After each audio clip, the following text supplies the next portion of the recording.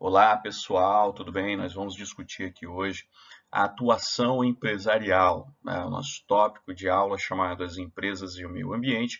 A nossa ideia é discutir como que a atuação empresarial ela gera externalidades, ela gera subprodutos, resíduos, poluição, contaminação, e como que nós temos aqui um processo regulador que visa mitigar esses impactos, seja de uma forma prévia, seja de uma forma a posteriori, ou seja, no final aqui do processo produtivo. Isso tudo considerando alguns elementos que são vinculados a uma vantagem competitiva empresarial ao adotar práticas de mitigação desses efeitos. Vamos lá? Qual é a nossa ideia aqui? Olha, vamos relembrar que nós temos uma utilização pelas empresas de recursos ambientais. Esses recursos que são utilizados pelas empresas, eles são de uma propriedade, eles são bens comuns, ou seja, são bens que são utilizados conjuntamente por toda a população. Quando nós temos uma apropriação privada de determinados espaços, como parques, como praias, como parques nacionais, parques ambientais, ou não só um processo de apropriação, mas quando nós temos principalmente a contaminação desses espaços por agentes empresariais, isso significa que há uma maximização do lucro, né, e dos benefícios e do retorno por determinados agentes, e a sua externalidade ela é compartilhada por todos. Ou seja, a gente tem aqui um trade-off gigantesco, nós temos um custo, um passivo social muito grande, em detrimento de um ganho de apenas um único sujeito, de um único indivíduo. Quanto dentro desse cenário, dentro deste mercado, nós temos inúmeros agentes privados, agentes econômicos, ou seja, empresas buscando maximizar o seu ganho e, ao mesmo tempo, não se importando com as externalidades que são geradas e são criadas, nós temos aqui um risco muito grande para o coletivo, ou seja, para aquilo que o Garrett Hardin chama de a tragédia dos bens comuns. Ou seja, nós temos, por um lado, a tentativa de ganho, né, e de maximização por agentes econômicos e por agentes privados daquilo que pode ser obtido dentro de um determinado mercado, e, por outro lado, nós temos a externalização, por meio da poluição e por meio da contaminação, de determinados recursos que são gerados e são criados por esses agentes. E aí ele, inclusive, manda aqui uma máxima, né, que a ruína, né, é o destino de todos aqueles que estão correndo em busca dos seus interesses individuais dentro de uma sociedade, ou seja, do seu melhor interesse, maximizando o seu interesse, né, em vez de acreditar na liberdade dos comuns, ou seja, de você estabelecer um determinado bem comum, de você estabelecer que tem que haver aqui um trade-off, inclusive, vinculando a um menor ganho individual dentro de um determinado cenário, para que haja uma coletividade, né? Uma sustentabilidade, um desenvolvimento sustentável para a coletividade. O que nós estamos tratando aqui, então? Ora, de uma lógica que discute a ideia de como que as empresas elas contaminam o meio ambiente, elas geram produtos, né, determinados resíduos a partir da sua atuação, de forma irresponsável ou não, apenas pela sua própria geração, pela sua própria atuação. Está previsto ali na sua atividade que alguns resíduos são gerados. Isso que nós chamamos aqui de custos externos, ou seja, externalidades que são gerados, que são criados na atuação empresarial. São esses elementos aqui, são essas externalidades que precisam ser processadas, que precisam ser analisadas por um conjunto de membros da sociedade, por um coletivo social, atores políticos, atores sociais, fornecedores, empresários, para que haja uma diminuição, né, do impacto ambiental, ou seja, para que a gente possa ter um desenvolvimento sustentável. Os fatores externos que vão induzir as respostas empresariais, portanto, serão uma regulação formal por parte do Estado, ou seja, por meio da criação de leis, normas, regramentos jurídicos para a atuação empresarial, e aí, consequentemente, você aplica sanções, multas, né, quando há o descumprimento de determinadas normas empresariais. O papel aqui da comunidade local, exercendo uma regulação informal, ou seja, quando há uma atuação empresarial dentro de um determinado contexto, e esse contexto aqui atinge, afeta a comunidade local. O próprio papel do mercado, né? Ou seja, inclusive há uma inter-relação entre esses elementos. Né? Se a comunidade local ela inicia um processo de denúncia de injustiças ambientais, de passivos ambientais que são gerados, você tem aqui um impacto direto na presença, na possibilidade de atuação e de inserção em determinados contextos. Né?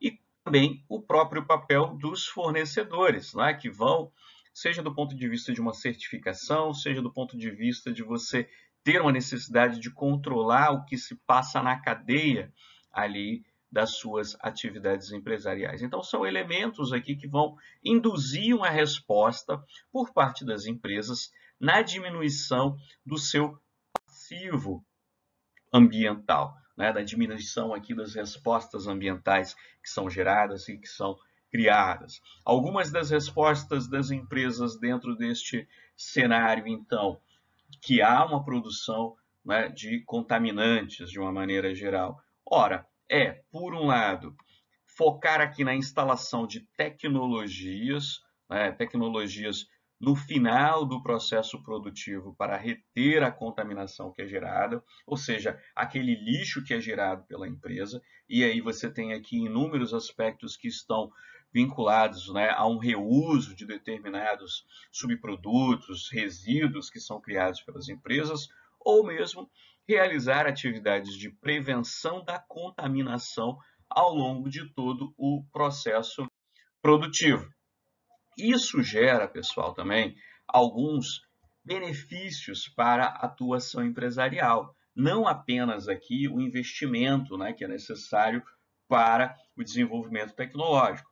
Vejamos aqui alguns desses possíveis benefícios, né, gerados pela resposta empresarial a essa pressão, a essa regulação social, a essa disputa, né, a essa competição estabelecida dentro do mercado, inclusive.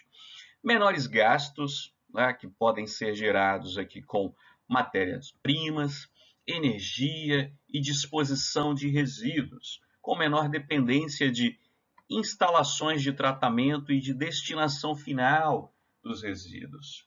Redução ou eliminação de custos futuros decorrentes de processos de despoluição de resíduos que foram enterrados ou de contaminação causada por esses resíduos.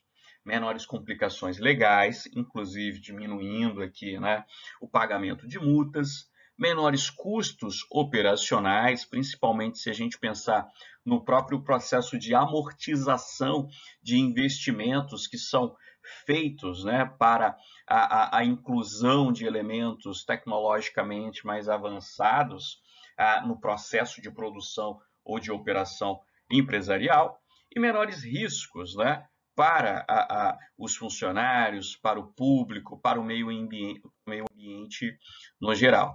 Novamente, se considerarmos aqui as próprias tragédias e desastres, né, que falávamos na última aula, pensar, por exemplo, aqui no desastre ambiental de Mariana, de Brumadinho, o custo gerado após aquela tragédia ou aquelas tragédias foram muito superiores ao que você teria investido ao longo ali da própria manutenção ou da própria prevenção, dos custos preventivos lá que foram gerados. Isso tem um impacto também sobre a competitividade empresarial. Como que você tem um investimento empresarial que pode resultar aqui dentro desse cenário em vantagens competitivas, como o cumprimento aqui, de exigências normativas que vão possibilitar você ter um desempenho ambiental melhor e, consequentemente, uma atuação e uma inserção dentro de um novo mercado. Você pode adotar aqui um design inovador de um determinado produto, e aí você o torna mais flexível, não é? Do ponto de vista da instalação e da operação. Isso vai reduzir o seu custo, possibilita ampliar aqui o posicionamento daquele produto dentro do mercado. Você tem aqui uma redução de consumo de recursos energéticos, né? Quando você, claro, investe nisso, tem uma melhoria na gestão ambiental e, consequentemente, a possibilidade de reduzir custos, né, de produção. Você tem também a possibilidade aqui de reduzir a quantidade de material utilizado, né, no seu processo produtivo e, consequentemente, uma redução dos custos de matéria-prima e do consumo, né, de recursos utilizados.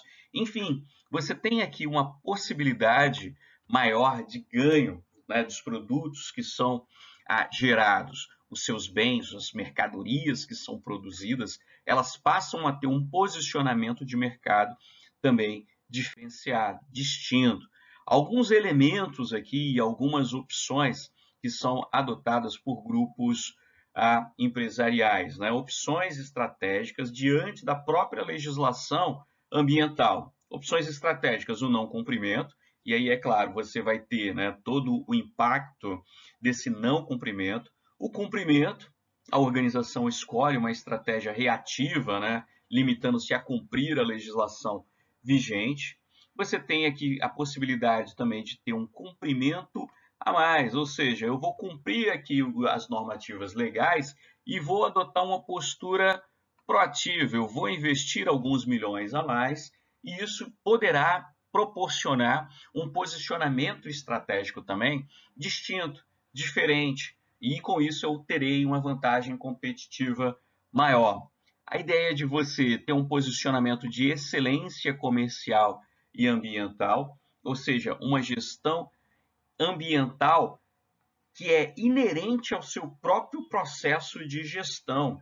Você adota aqui determinada postura estratégica de incorporar, né, as práticas de gestão da empresa, uma postura ambientalmente sustentável, né? E a ideia de você ter um posicionamento de liderança ambiental. Você não quer apenas cumprir, você não quer apenas incorporar, você quer liderar esse processo. A tua empresa ela quer assumir um papel aqui estratégico dentro deste cenário. Ora, isso vai possibilitar às empresas, às organizações, uma forma distinta de se posicionar diante do mercado.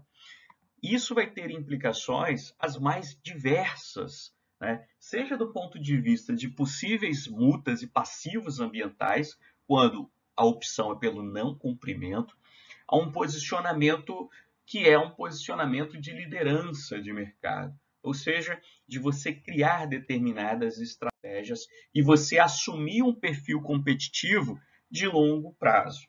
Alguns estímulos para a adoção de métodos de gestão. Nós temos aqui estímulos que são internos e estímulos externos.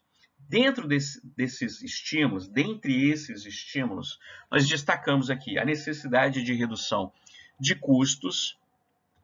Ora, com isso, você tem aqui benefícios financeiros imediatos que podem ser obtidos pela empresa, incremento na qualidade de determinados produtos, né, da organização, a melhoria da imagem do produto e da empresa, a necessidade de inovação. Isso vai mudando toda a cadeia, pessoal. Isso muda todo o processo aqui de desenvolvimento de um determinado produto, de um determinado serviço, um aumento da responsabilidade social e uma sensibilização do pessoal interno.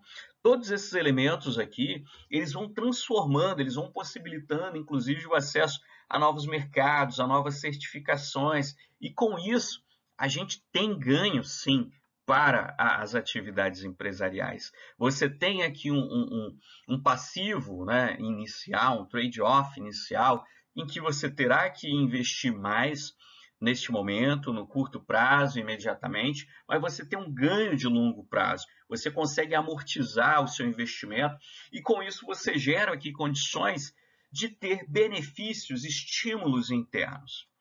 Estímulos externos aqui, a demanda do mercado, ou seja, há um aumento, né, crescente das exigências ambientais por parte do mercado e dos consumidores finais.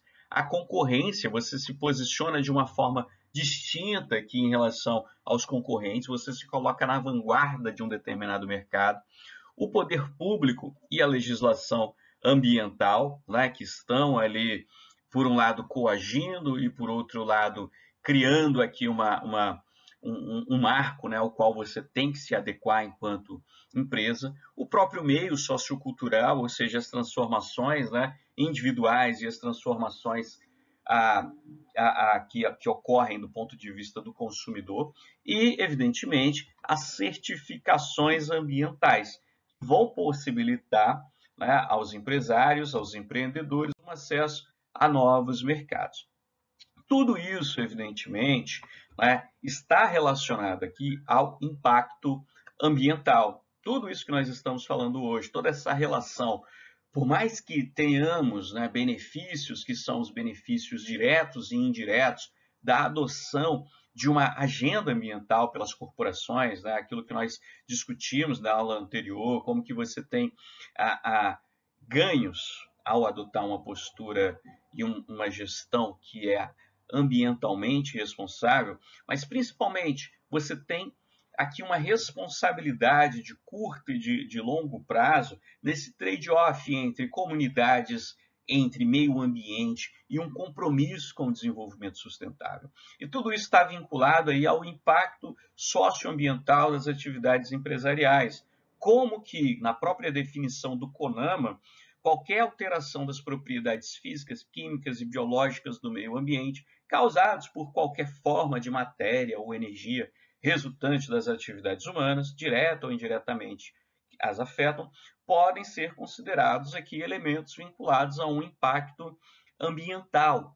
E aí a gente tem aqui normas, aspectos legais que vão perpassar toda essa discussão de que como que os empreendedores devem se posicionar, como que as empresas devem se posicionar, principalmente as empresas de médio e grande porte, em determinados cenários.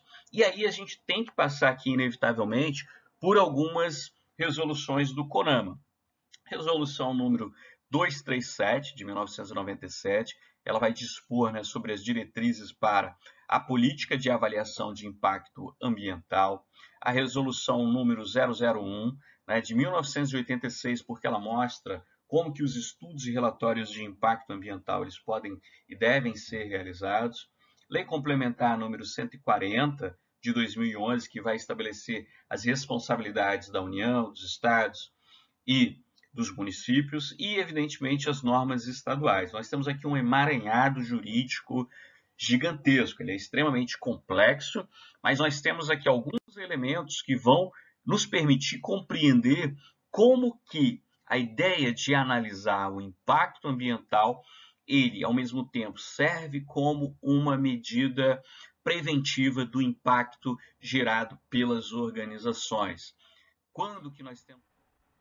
E aqui, pessoal, eu quero compartilhar com vocês a resolução CONAMA, número 237, que de 1997, porque ela é muito importante para a gente destacar aqui alguns elementos que estão vinculados, né, aos procedimentos que são utilizados, né, para o licenciamento ambiental. O que ela traz? Ela traz aqui algumas definições que são extremamente importantes sobre o que é o licenciamento ambiental, o que é a licença ambiental, o que são os estudos ambientais necessários, né, a avaliação do impacto ambiental, como que você precisa realizar, né, mesmo antes de instalação da empresa, de um grande empreendimento ou realização de um grande empreendimento em um local, como que você precisa realizar um estudo prévio ali para analisar quais serão os impactos, quais serão as ações mitigadoras de impacto adotadas dentro ali de um determinado contexto. Então, será que a resolução número 237, que vai regulamentar aqui esses procedimentos, né? Ela vai apresentar aqui e definir o que são esses elementos, quais são esses elementos aqui. Ela apresenta primeiro quais são os elementos, os sujeitos, os empreendimentos, né, que estão vinculados aqui ao licenciamento ambiental. A gente tem uma lista que não é uma lista exaustiva, né, no anexo 1, mas é a apresentação de quais são esses empreendimentos. Basicamente, todos os empreendimentos, né, como está definido aqui, ó, que tem um impacto efetivo ou potencialmente poluidor, não é, sobre o ambiente, eles precisam passar por um processo de licenciamento. A ideia do licenciamento aqui, qual é? Que você vai abrir um processo administrativo para apresentar os documentos relacionados, não, ao seu empreendimento nos órgãos ambientais responsáveis, no IBAMA, na Secretaria Estadual de Meio Ambiente do seu estado, como é aqui no caso do Maranhão, ou no próprio município, quando esse município tem estrutura capaz de fazer esse tipo de avaliação. Para quê? Para obter a licença ambiental. Essa licença ambiental, ela será aqui de vários tipos, né? Por exemplo, nós temos aqui algumas definições. A licença prévia, ou seja, quando a empresa ela quer fazer uma análise de um planejamento da sua atividade. Para isso, ela precisa antes obter uma licença prévia de instalação do empreendimento em um determinado local. Ela precisa ter uma aprovação, olha aqui, ó, de por que a sua localização e a sua concepção apontam para aquele local, para aquele ambiente, para aquele espaço, como sendo um espaço apropriado para a empresa. Isso é para quê? Para evitar que, por exemplo, uma empresa, uma siderúrgica, seja instalada dentro do Vinhais, né? Ou seja, numa região populacional, uma região que não é pertinente à instalação daquele tipo de empreendimento. Para isso, você precisa da licença prévia. Depois, é preciso realizar novos estudos, apresentar o que foi feito em relação a possíveis, né, impactos, apresentar aqui o que será realizado em relação à mitigação de impactos ambientais. E aí você obtém a licença de instalação, né, do seu empreendimento. Para, por fim, obter a licença de operação. É um processo sequencial de obtenção aqui das licenças, né, estabelecidas. É claro, a gente teve nos últimos anos um processo de simplificação dessas licenças. Algumas licenças elas são mais sumárias e simplificadas. Você tem a dispensa de um licenciamento para pequenos empreendimentos ou empreendimentos com determinada característica. E aí a gente tem aqui uma legislação gigantesca em cada secretaria estadual de meio ambiente que se complementa à legislação nacional. Então, é preciso realmente uma imersão para saber o que cada empreendimento, cada setor e cada secretaria municipal e estadual de meio ambiente estão exigindo em relação àquele empreendimento. Por isso que é um processo extremamente complexo, né, no seu processo e na sua realização. Os estudos necessários a esse processo de licenciamento, segundo essa resolução do CONAMA, precisam ser realizados aqui por profissionais hábeis, competentes, profissionais que vão ser responsabilizados juntamente com os empreendedores, com os empresários, pelos estudos. Esses estudos eles são apresentados, eles são validados, por exemplo, pelo IBAMA ou pelos órgãos competentes, né, municipais ou estaduais. Porém, se houver ali qualquer dolo, qualquer vício nos procedimentos de produção, os autores responsáveis, né, que assinaram a elaboração daquele estudo, eles podem ser penalizados por isso. E aí, esses estudos, observem aqui, ó, tem uma resolução de 1986, que vai estabelecer aqui quais são as características, né, deste relatório. O que esse relatório precisa ter? Quais são as atividades? O que nós estamos considerando aqui, ó, nesta resolução como impacto ambiental? E aí é a mesma definição que nós já apresentamos, né, para vocês. Ó, qualquer alteração das propriedades físicas, químicas e biológicas do meio ambiente, causada por qualquer forma de matéria ou energia resultante de atividades humanas, que vão afetar a saúde, a segurança, o bem-estar da população, atividades sociais e econômicas, a biota, né, os aspectos ambientais, ou as próprias condições estéticas e sanitárias do meio ambiente aqui. Por outro lado, a gente tem aqui nessa mesma a resolução as características, o que precisa ser apresentado neste relatório. Esse relatório ele precisa ter um diagnóstico ambiental daquela área onde o empreendimento será estabelecido, precisa ter aqui uma descrição do meio físico, né?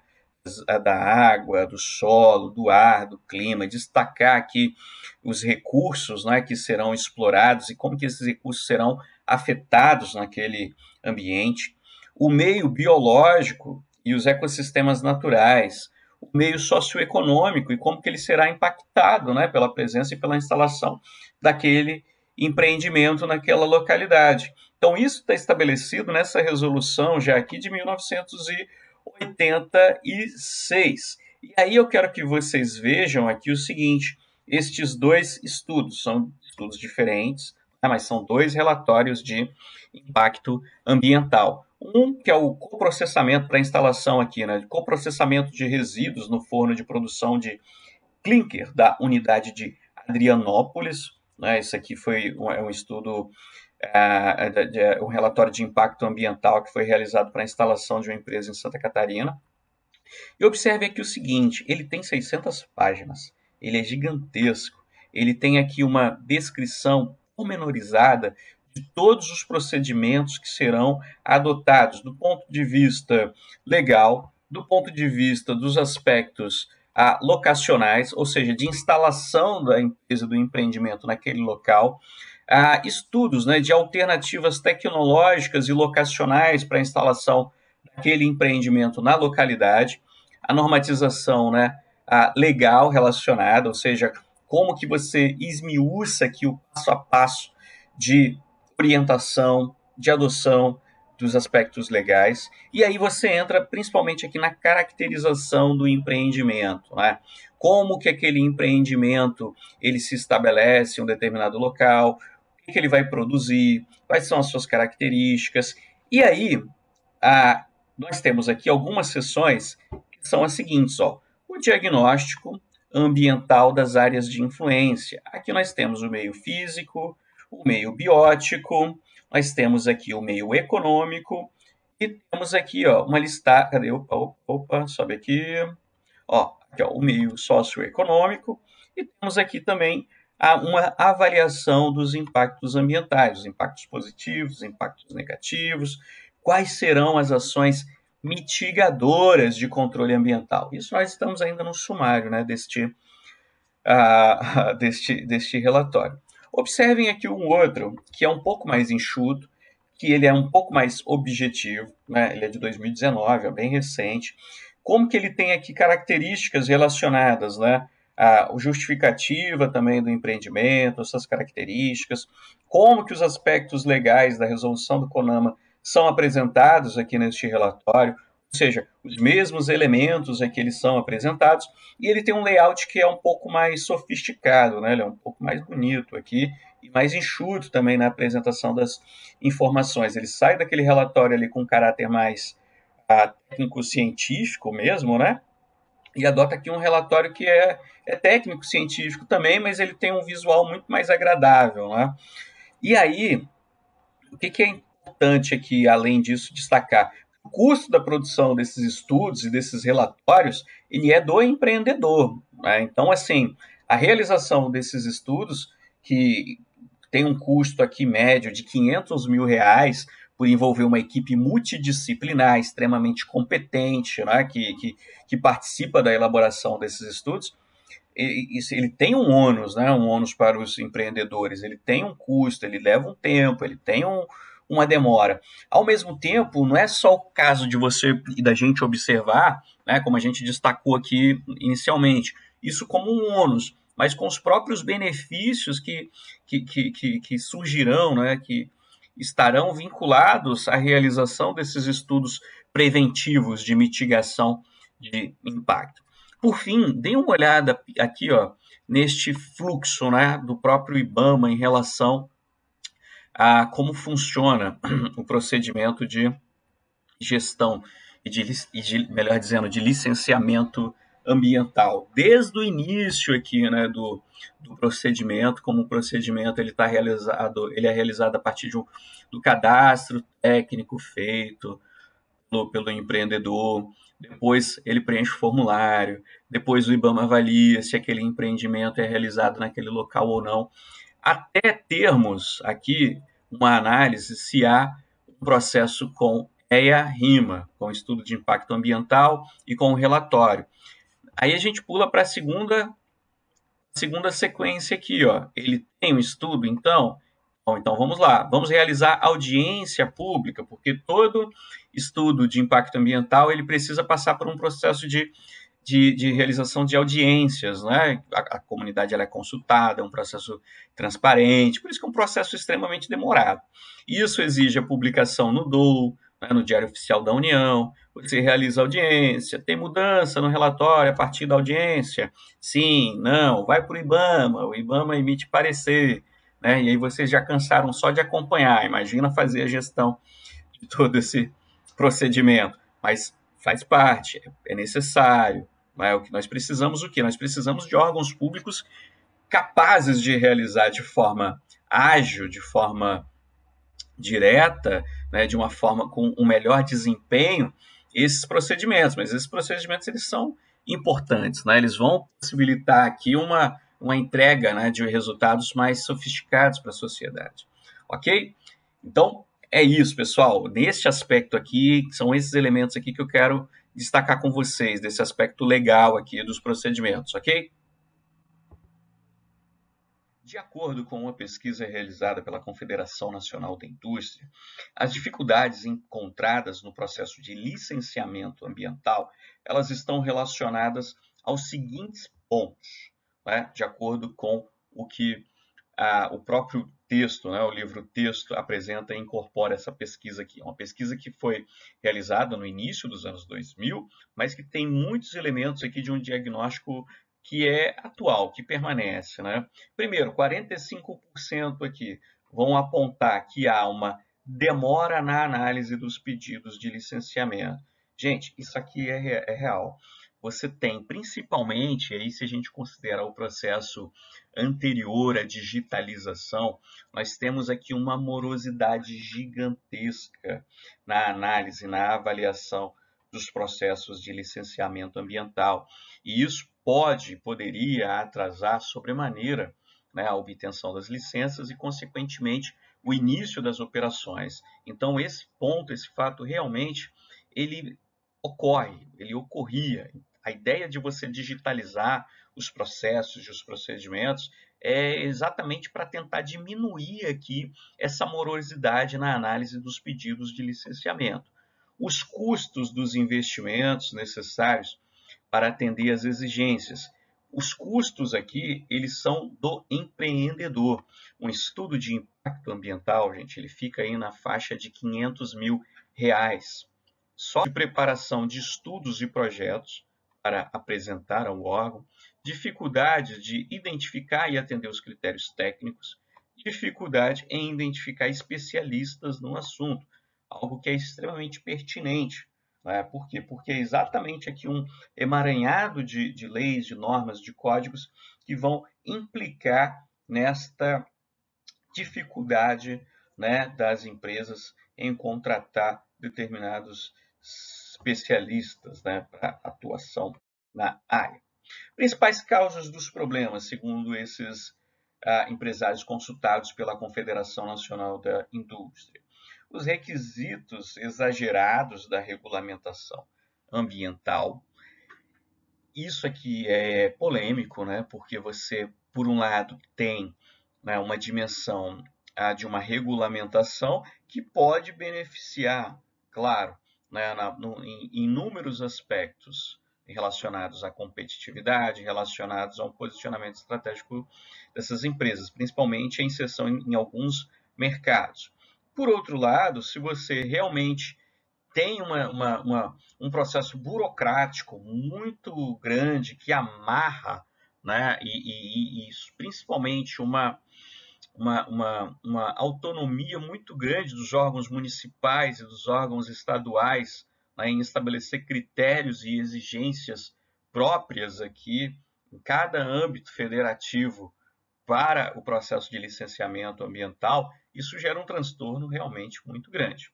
Uma regulamentação ambiental com custos mais elevados de implantação, regulação ambiental muito complexa, falta de preparo técnico da fiscalização, falta de cortesia do comportamento ou comportamento inadequado da fiscalização, enfim, diversos aspectos aqui que são apontados são as principais causas dos problemas segundo esses empresários consultados.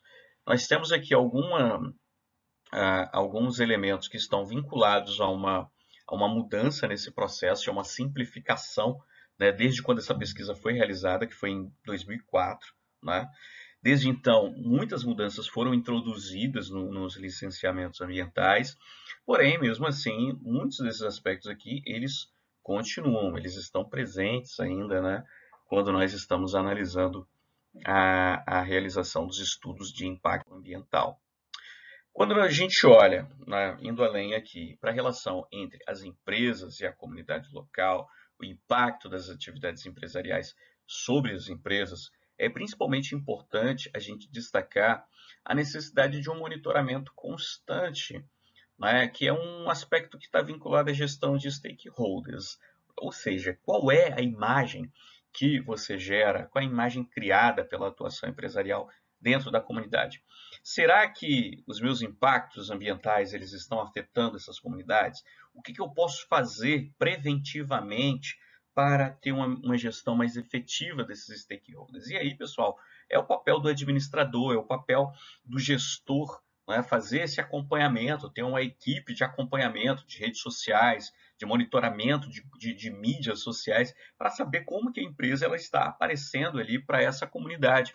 Não só por meio de clippings em grandes jornais, né, lá no Valor Econômico, na Folha de São Paulo, mas sobretudo nas redes. Como que você tem os grupos e as comunidades que estão se posicionando diante do seu empreendimento? Será que você está sendo capaz aí de criar condições para fazer uma melhor gestão, para ter um diálogo permanente com essas comunidades? Enfim, são elementos aqui que vão ter uma implicação direta com a realização das atividades corporativas, ok? Então, a ideia de você ter uma gestão de stakeholders está ligado, está vinculado aqui com o aspecto, né, das comunidades, do impacto local, o impacto sobre as atividades das comunidades locais. Isso é extremamente importante também. Tudo bem? Vejo vocês mais tarde.